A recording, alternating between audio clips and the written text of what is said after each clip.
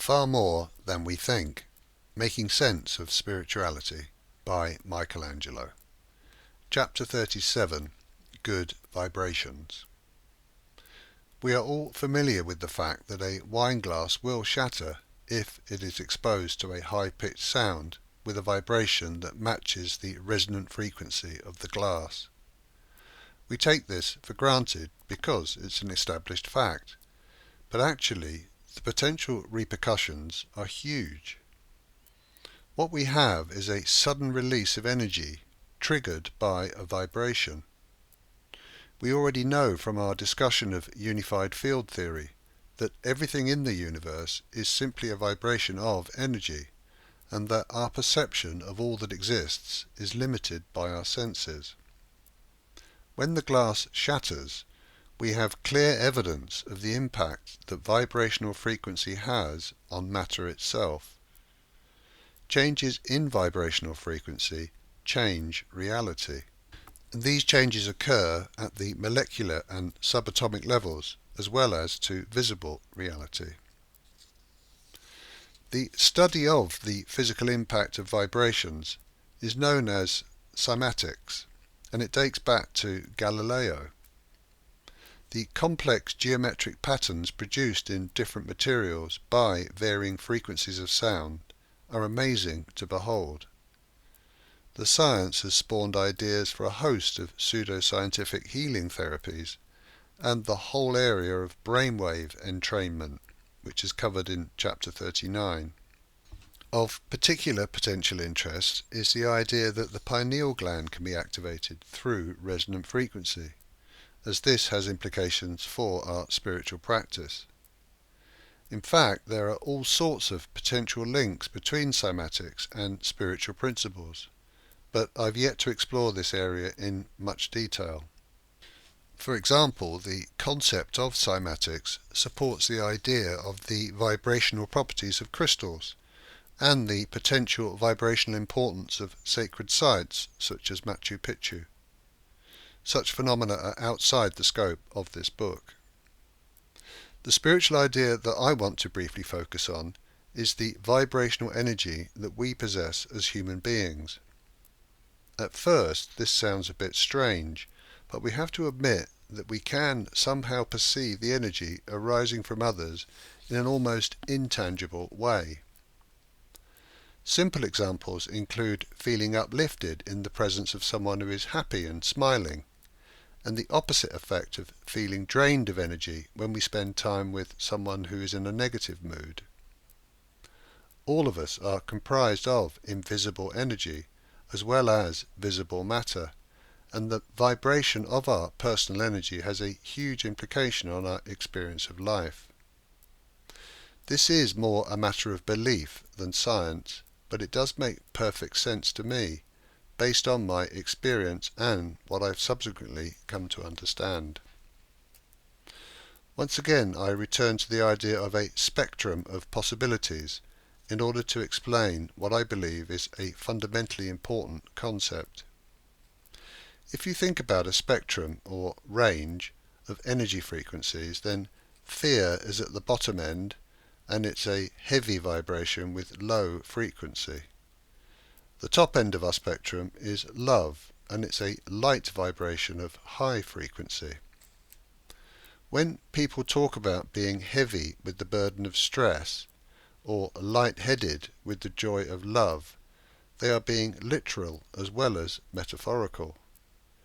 We actually experience these different vibrations of energy, and our language has developed words and turns of phrase to describe these sensations. Every feeling we have fits on the spectrum. The low frequency end includes anger, jealousy, misery, meanness, dishonesty, powerlessness, vulnerability, obligation, guilt, and low self-esteem. Low frequency energy produces behaviors such as violence, abuse, addiction, and depression, and outcomes such as illness and disease.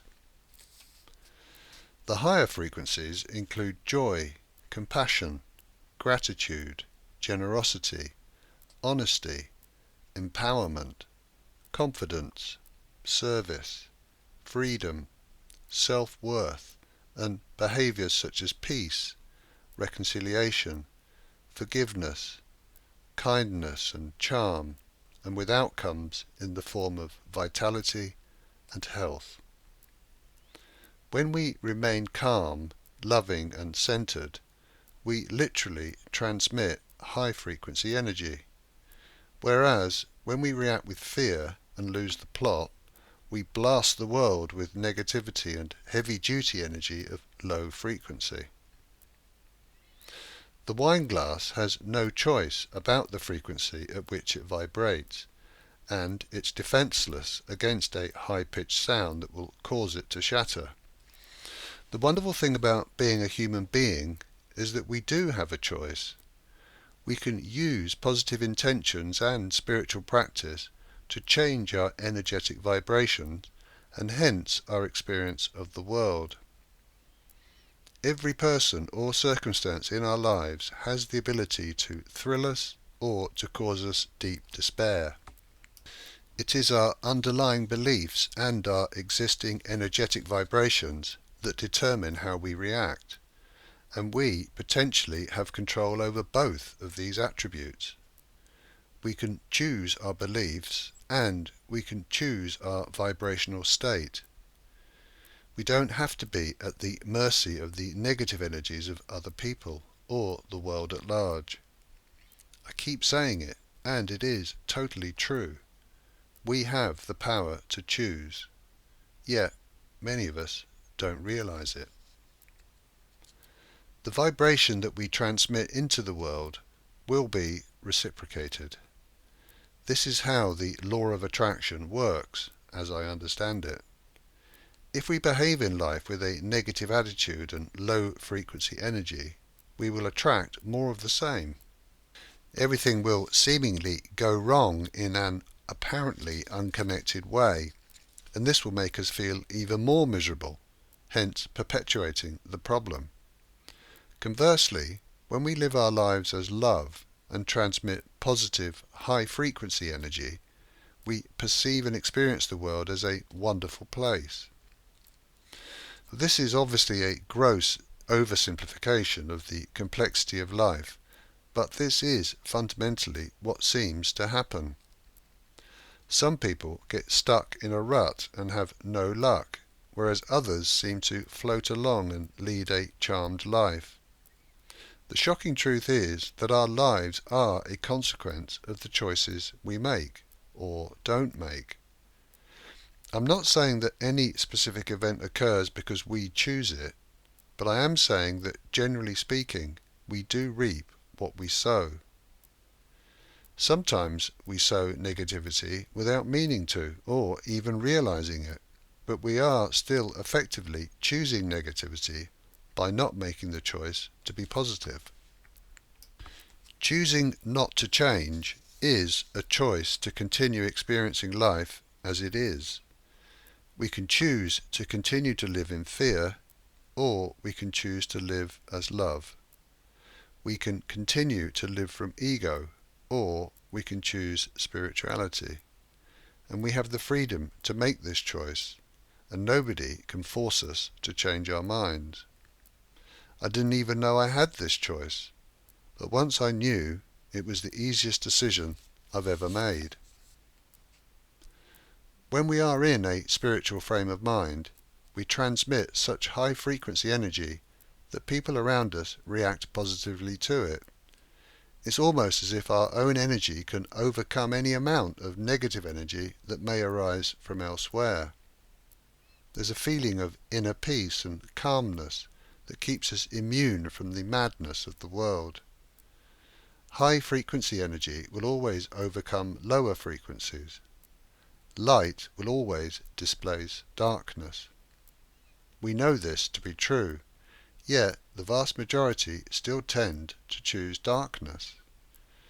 We perhaps choose darkness because we fear the brightness of our own light. There's no huge effort required on our part to produce high frequency energy.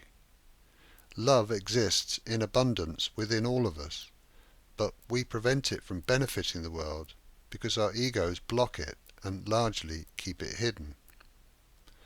All we have to do is take down the barriers and allow our true selves to emerge.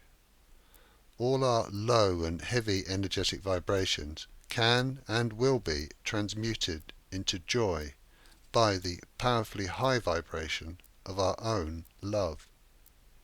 And once we light up, we can be of service to the world just by being and radiating love.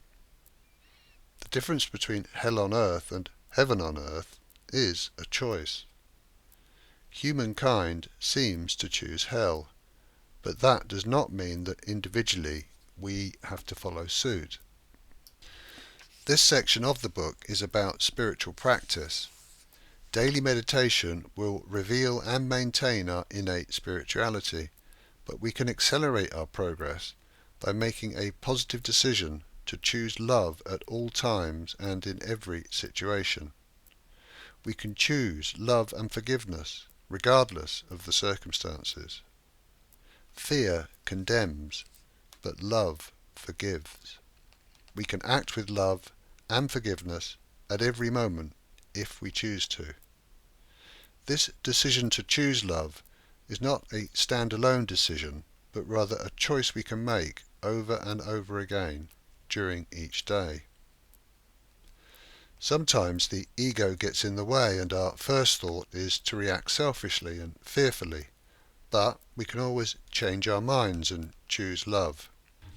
When the ego does get the better of us and we behave against our spiritual principles, we can still apologize and make amends as best we can.